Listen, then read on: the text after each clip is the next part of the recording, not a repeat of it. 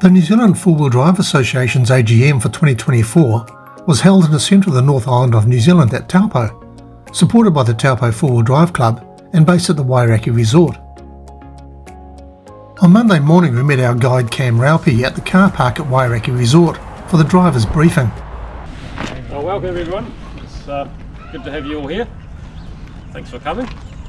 I'm Cam, Taupō Club, and as you probably know, the NZ Four-Wheel Drive Association asked us to run 5 day trips leading up to their AGM. So this is the first one. There's about 8 guests here today, which is quite low, but tomorrow we step up to 15. Today's going to be the Go Bush trip, but we're being led by the owner of the property, so he said he'll take us to places that we all won't get stuck. We'll see how that goes. See what we can do about that.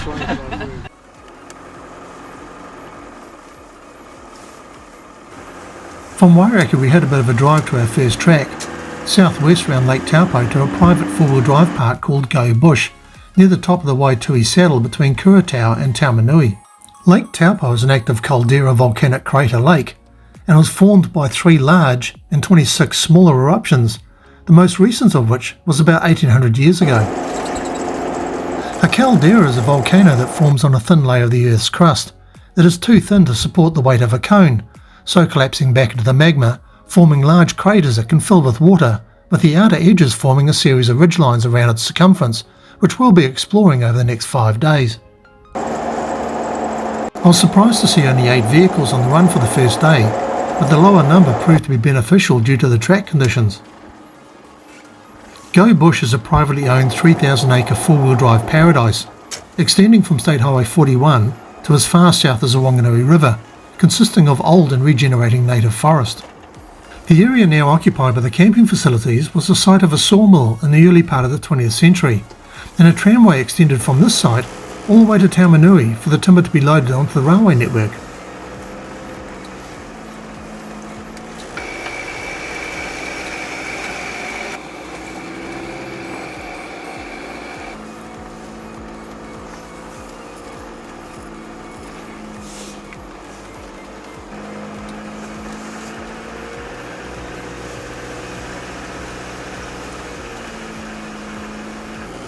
We eared down and started our climb up old timber tracks on deep, dark, soft soil through dense native bush, to pop out on the ridge track with stunning views south over Tongariro National Park.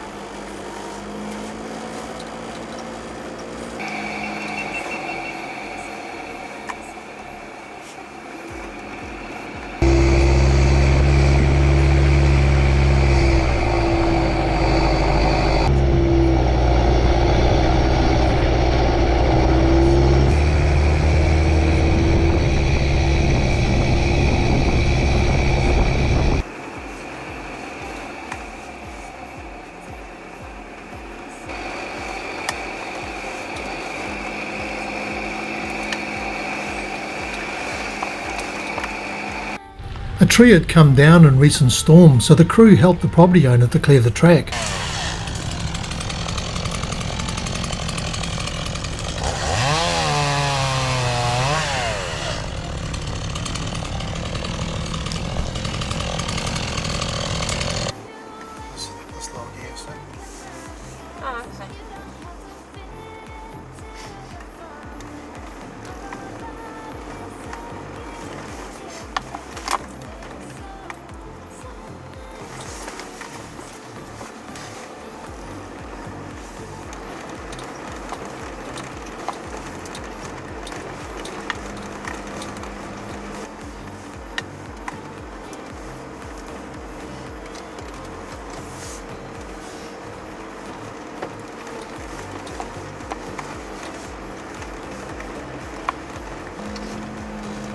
white Waratah on the side of the track, just behind me on the white disco.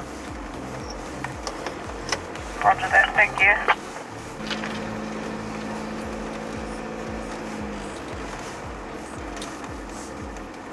You get some deer up here, look at that for a shot.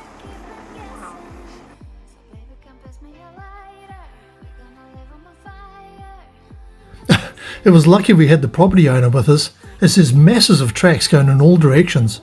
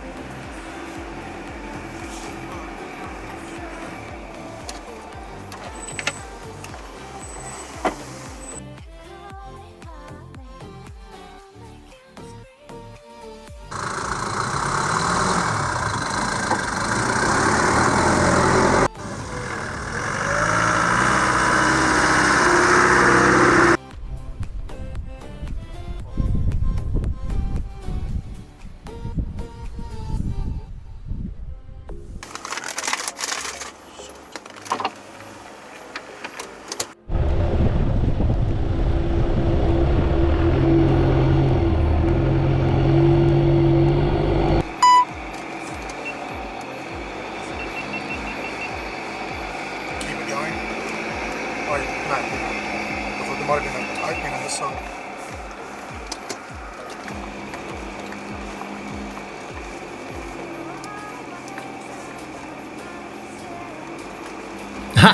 With the suitable application of rain overnight, the tracks were really greasy.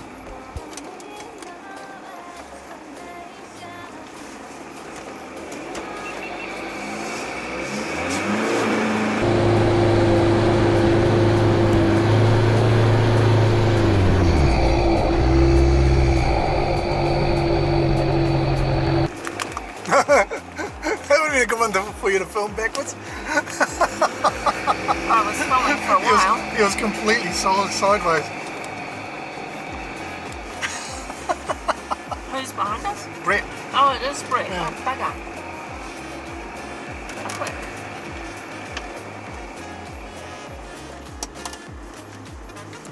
A lot of bush oil here.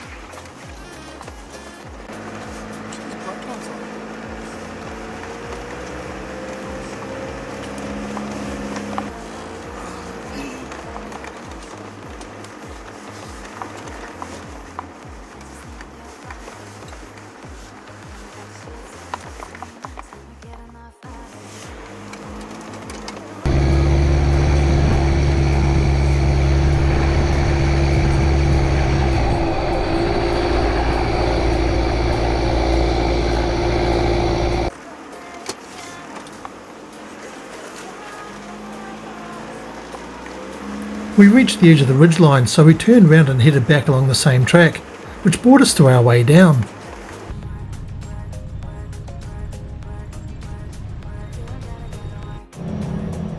I can't remember if this track was called the bobsled or the luge, but suffice to say it was appropriately named. So you keep the revs on the torque converter.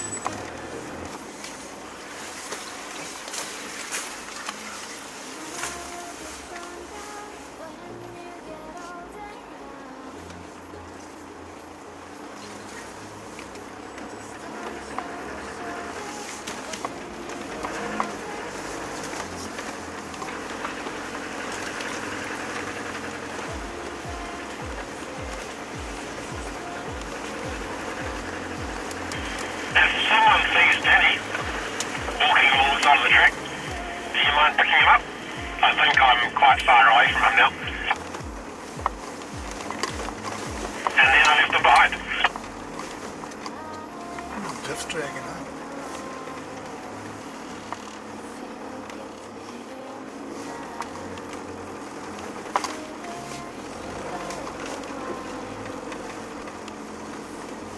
Radio communications were essential to ensure each vehicle had reached the safe location after each section of the descent. From what I could work out, we dropped about 250 metres in just over a kilometre on the soft topsoil track, so it was more of a semi-controlled slide down to the camp for lunch. D4 is parked on a plateau where there is room to stop behind me, and then I'm about to set off on the next journey. Okay. That next corner, Brett, is real tight. Looking forward to it. It's a hard left hand down and use your side rails.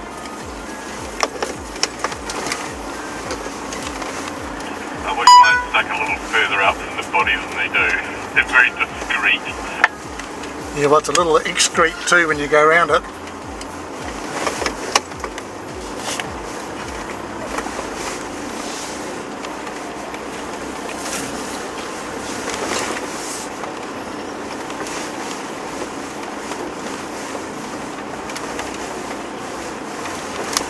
No, it's not clear for the next vehicle to come down from the top where Rosie signals when she gets to me. Did he Could you repeat that a bit louder, please? No, it's not clear to come down from the top. Rosie will let you know when she gets to me. This is Rosie. It's Rosie here. I'm still waiting at the top because I haven't had a call to start coming down the hill. Ah, there, I thought I'd given it to you. So yes, you can come down to me. I'm on a plateau halfway down, says Kevin, waiting for my turn to go the next, but there is stopping room behind me. Yes, I will come on my way down. He did say. Kevin, are you ready for me to come down? Are you still going? Yes, you can come down now. There's another big clearing we can stop on. Over. Roger that. Yeah.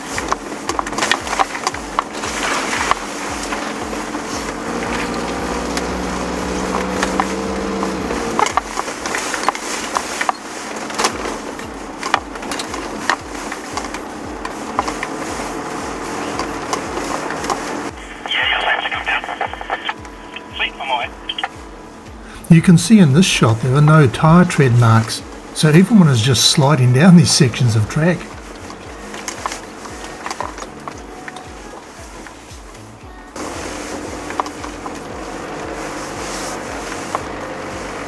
What do you reckon going into that hole on the right hand side, Ben? Do you reckon people like us will be okay?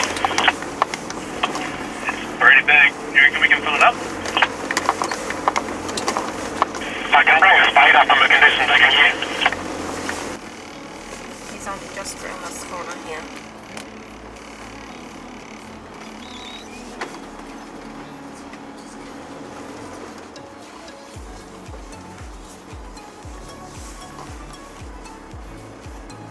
The video naturally doesn't show how steep the slope was or how light the steering was, as we try to inch our way down without sliding off the side into the trees, but you can certainly tell when it's seriously slimy, as there is complete radio silence from driver assist.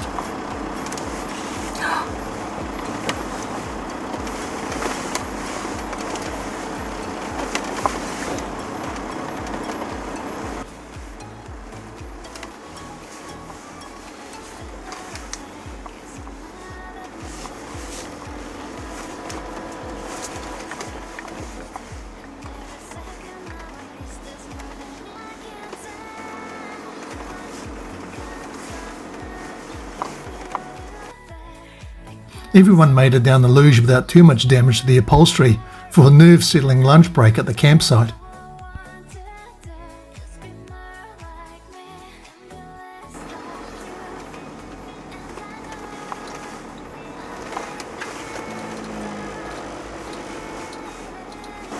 Have we got the Disco 4 coming down the hill yet? No, because I didn't get the go-ahead. Shall I come down? I'd like to come down the hill now. Roger that. Time to turn that off.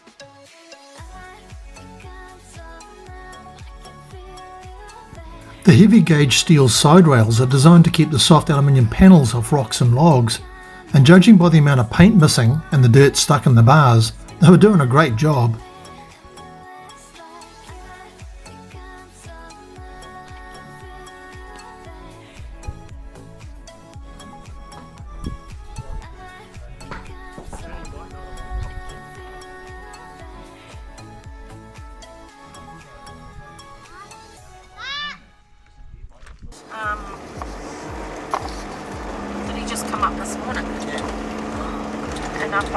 top, and then she said when they got to It's a real hard road to get into because you can only come into it from The afternoon was another loop south of the camp, back up another densely covered ridge, which required generous proportions of horsepower and winching to get up to the top, as we were soon to find out.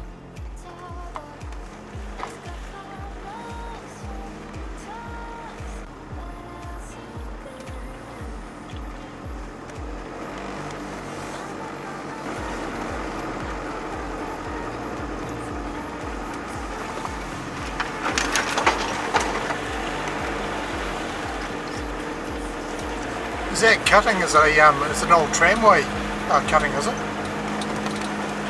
Yep, that's correct.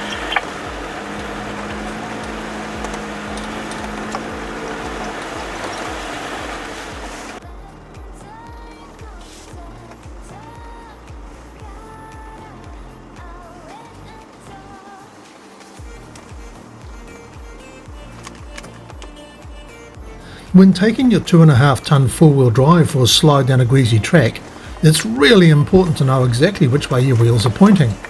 If they're not dead straight, the tyre can pick up the edge of the rut and flip the vehicle quicker than you can react to correct it.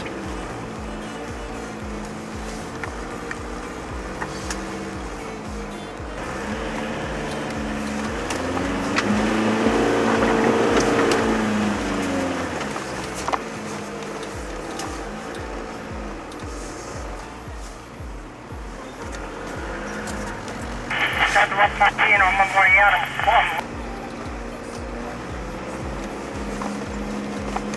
Downhill.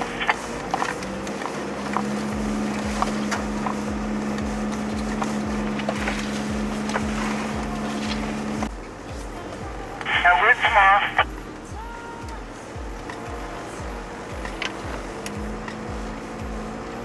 We'll put our feet in the bottom.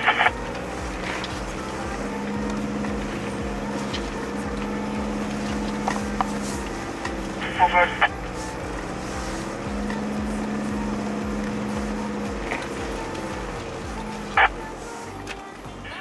Camping coming up now.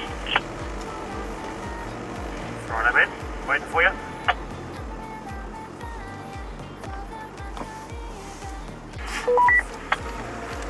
Yep, ready to go.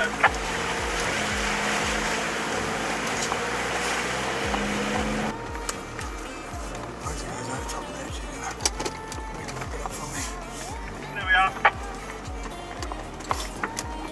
This short section started out with the use of a launch pad, which soon turned to a slick surface, resulting in a couple of vehicles sitting across the track with their bum down the bank.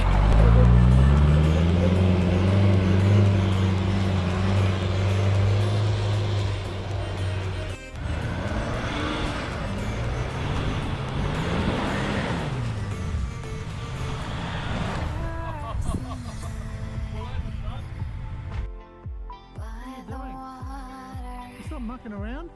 She's gonna stray so far away from her father's daughter.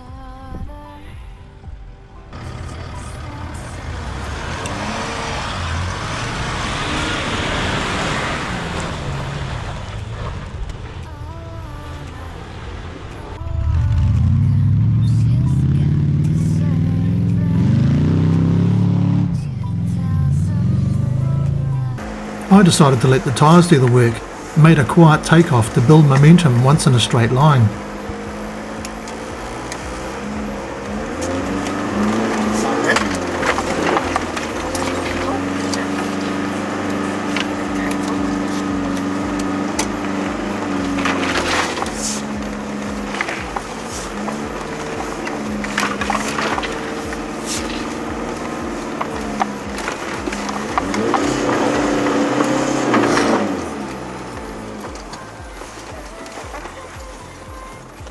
Once you've stopped on the hill, start it again. I thought I had it. Just in the hook in the centre, yeah.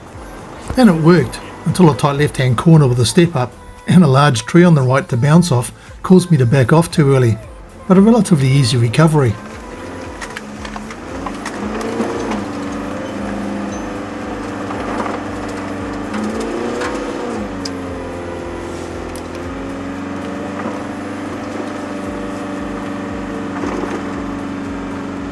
The next section was a whole lot wetter, with a swampy section leading nicely to a steep greasy section before hitting the ridgeline.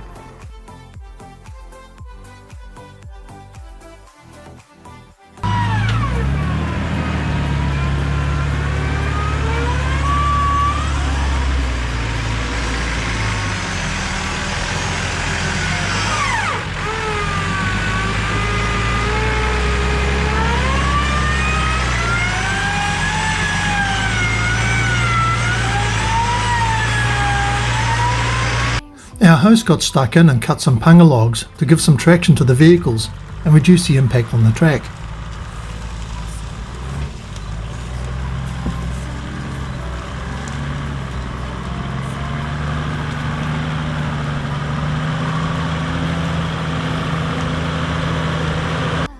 In this shot you have a good example of how some simple track building can prevent track damage. A few punga logs added to the soft base and everyone drove through.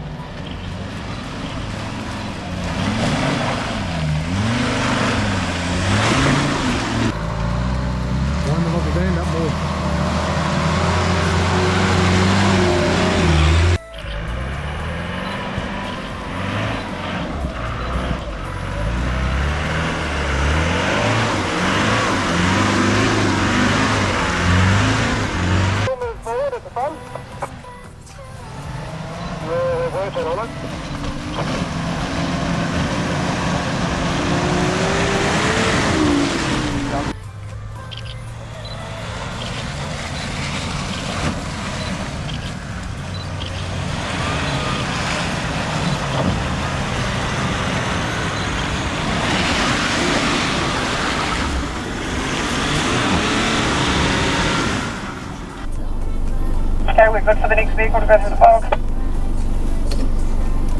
Yeah, roger that. Now it's my turn, but in the excitement I forgot to switch the Sony camera on, and no GoPro going either.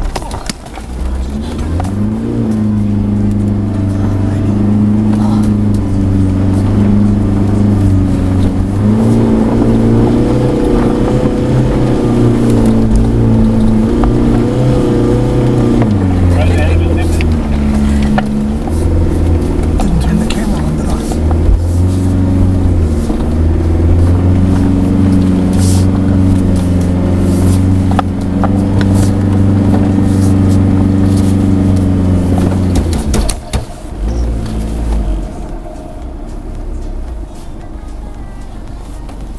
You made it. Too bad didn't have the camera on. Good to go, mate. Yeah. Come on. That was your job. I'll do it again. Okay, Garmin, save video. Save video. The next section was not that steep, but being deep in the bush, the track had not dried out, and it was a winch job for most vehicles to ascend the hill.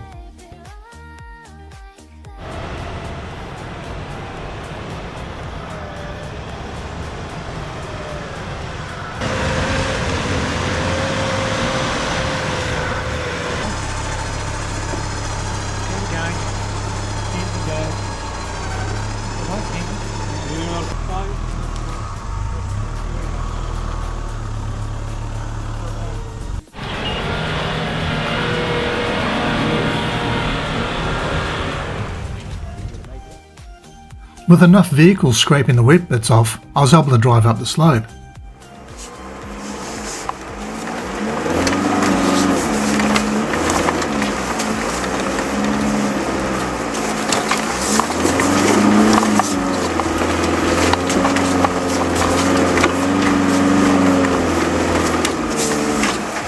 Stop. I'm not going to move now, am I? No.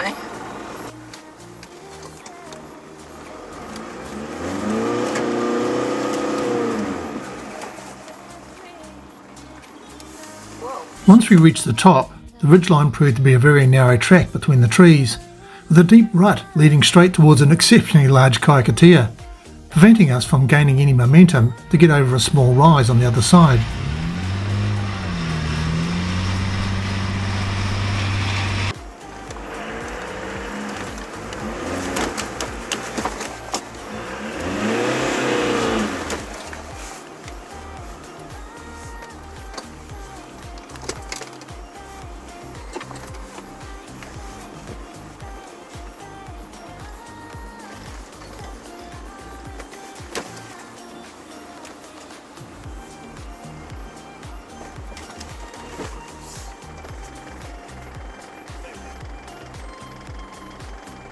Put it on the right hand eye. On the right hand eye shackle. Yeah.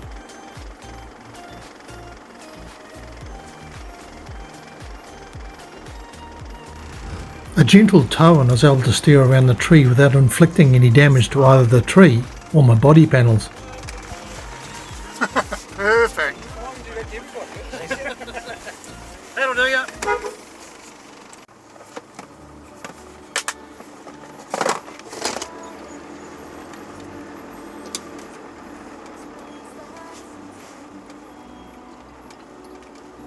Bit of you now. Roger that, thank you. We were behind Richard and we've come down the hill and now we're on the metal road. Is that correct?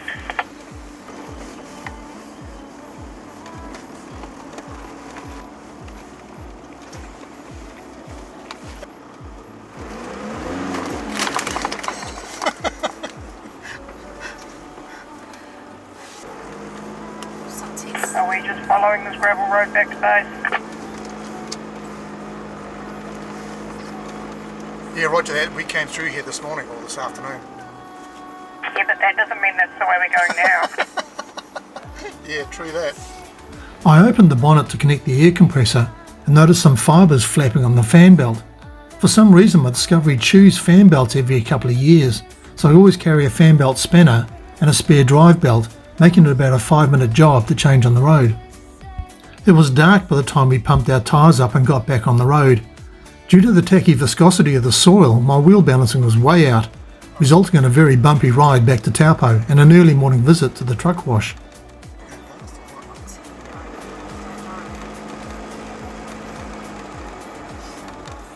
You're okay this way.